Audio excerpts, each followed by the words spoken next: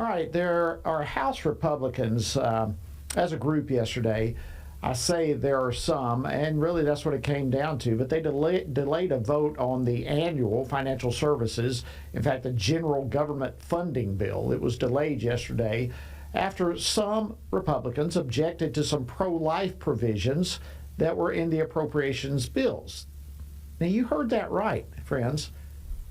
Republicans objected to pro-life provisions.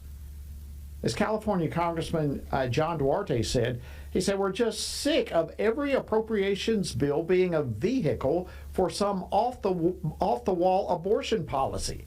So they're sick and tired of pro-life legislation, in fact, referring to it as some off-the-wall abortion policy.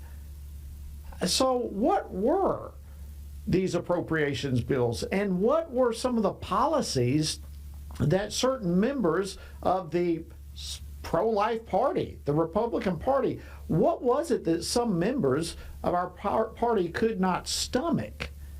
Well, joining me now to discuss this is Quena Gonzalez. He's the Senior Director of Government Affairs here at the Family Research Council.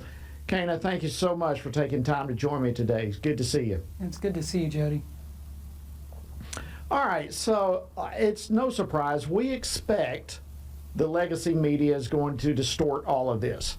But this time, this failure to pass appropriations bills is coming with a lot of help from a group of Republicans. So let's begin. Let's just step back. Let's first of all talk about the appropriations bills that have not yet passed, due specifically to some Republicans and their attitude towards pro-life provisions. It's really amazing, Jody. The provisions that some Republicans, a handful really, of Republicans objected to this week, stalling the second bill on pro-life concerns, really are not new. They're certainly not off the wall. Republicans have actually worked on this particular provision since 2015 and have passed it with overwhelming majorities, either out of the House or with the support of the overwhelming unanimously among the caucus, or with all but one or two votes. So the idea that it would trip up a bill is ridiculous. But stepping back to the larger process, every year Congress must pass 12 appropriations bills. This is how Congress appropriates funding for all of the various functions of government. This year, with Republicans in charge of the House, there's been a concerted effort to do several things at once that are very admirable. One is to trim the budget. We are way over budget. We spend far more every year than we take in. We run a deficit every year, adding to the national debt, and that's been a big focus.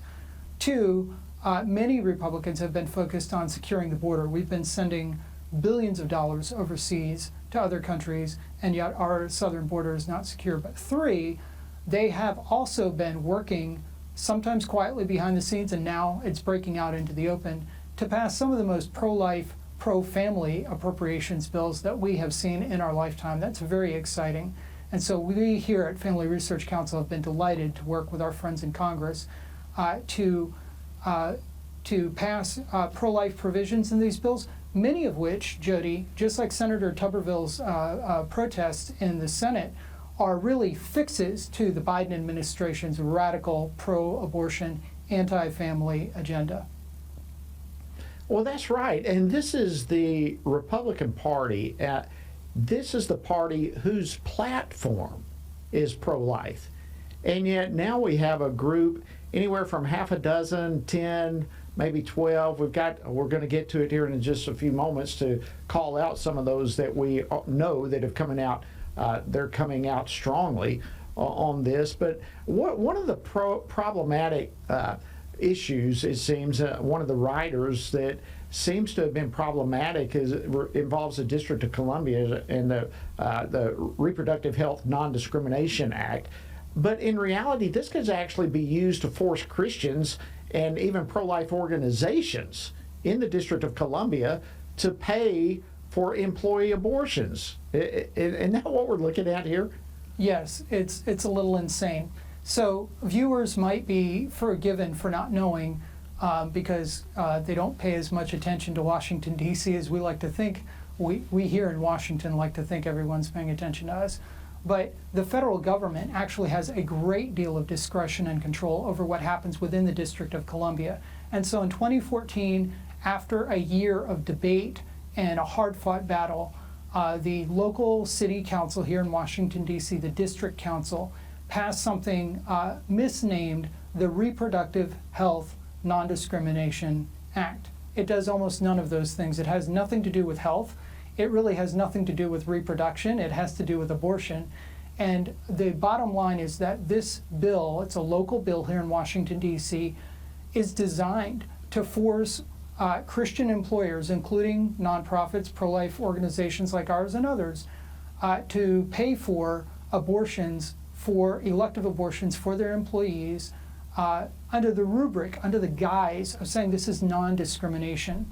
We fought that battle at the local level, and then Congress had a chance in 2014 and 2015 to step in, which they did, and they passed, Republicans in the House overwhelmingly passed a resolution condemning that and saying that that should not have happened.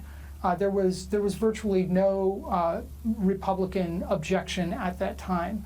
And so every year since then, whether Republicans have been in the majority in the House or in the minority in the House, Republicans have supported a policy rider, which is what you call a provision that you attach to a much larger bill, the Federal Services and General Government Fund bill, one of these 12 appropriations bills that passes every year. They've attached a provision to it regularly saying that this law, although in effect cannot be funded and DC can't spend any money enforcing the law, effectively vetoing the law. This has not been controversial. There has not been an objection among Republicans. Democrats, of course, in the Senate, and then when Nancy Pelosi was running the House, did not allow this to become law.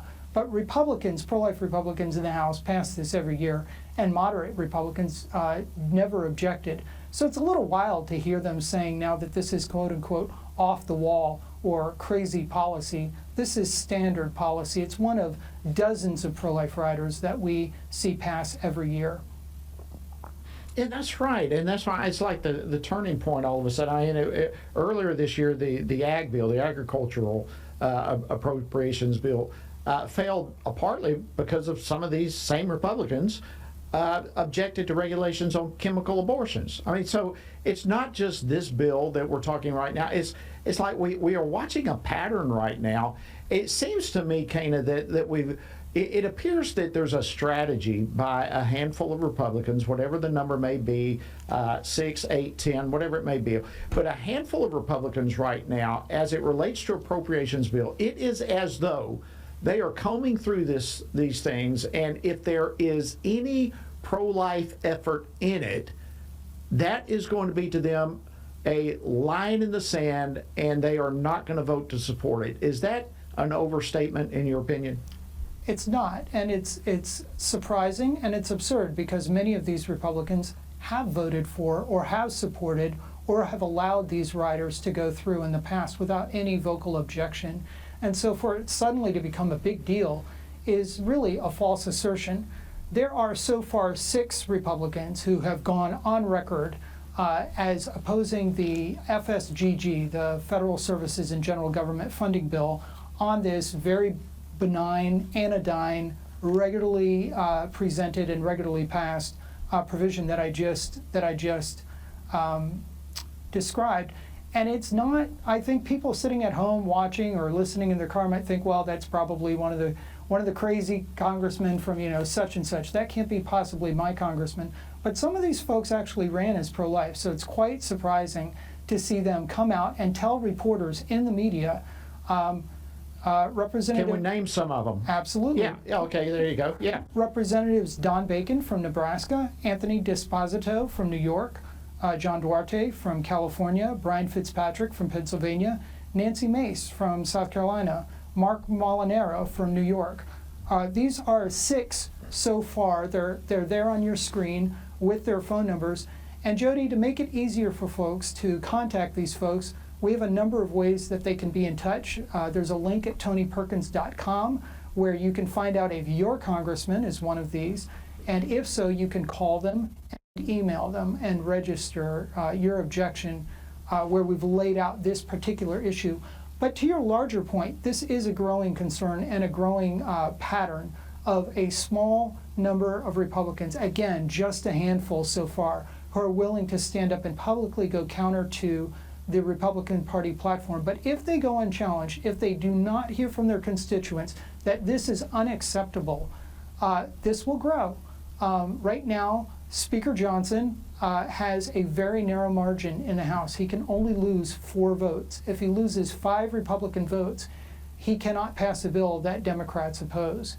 And so, in a way, you are in the House, but in a way, I think some of these moderate to left-leaning Republicans on the life issue have decided that suddenly they're senators and they can put a hold on the law. And that's just not how the House works.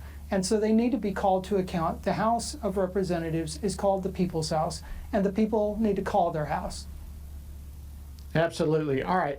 Listen, we've got some viewers probably were not able to get the names down of some of, or the phone numbers of some of those members, and others are listening by radio. So let me give out some more information again of how you can contact some of these representatives, and you can find out whether or not your representative is one of these who says they're going to be pro-life, but they get to D.C. and now they are obstructing great legislation because it was pro-life riders that were in there. All right, the Capitol switchboard, you can find any member here, the number 202-224-3121. 202-224-3121. For those of you who are not watching and can't remember that number, you can text the word pro-life, text that to 67742. You can go to tonyperkins.com. You can remember that one. You can go to frc.org/pro-life. So we've got multiple ways that you can try to get some information on this, and we must be heard right now. This is a critical time. All right, Quena, our time is slipping away. I spoke a little bit earlier, a little while ago, with Congressman Matt Rosendale from Montana about the House Democrats' willingness right now to obstruct the NDAA, our military funding. They're willing to obstruct that because of abortion funding. What are you hearing right now with some congressional staffers as it relates to this issue? That is remarkable. I think you alluded in that part of the show with Congressman Rosendale to the fact that this is a bill that passes every year for the last 6 decades. We do not leave our military folks hung out to dry for any reason, and yet Democrats in the House are now signaling that they are willing to sink the entire bill over abortion. It's just remarkable. And I think it's important for our veterans and our military service members and families to hear today the truth about what Senator Tuberville is doing. He has not put a hold on all military promotions and nominees that go before the Senate for confirmation. He has simply said that the Senate cannot bend its own rule, and instead of considering each one by one, vote for them en bloc, where you could pass hundreds. You could pass 400 at a time if you wanted to, if all senators agree. But because the Biden administration instituted this very radical policy, months in advance, Senator Tuberville told them, if you do this, I will put a hold on these en bloc, these en masse nominations, and you will have to do them one at a time. It's really important that people speak up and let their representatives know that they want them to vote pro-life. Majorly important issues right here. Thank you, Quena Gonzalez, Senior Director of Government Affairs here at the Family Research Council.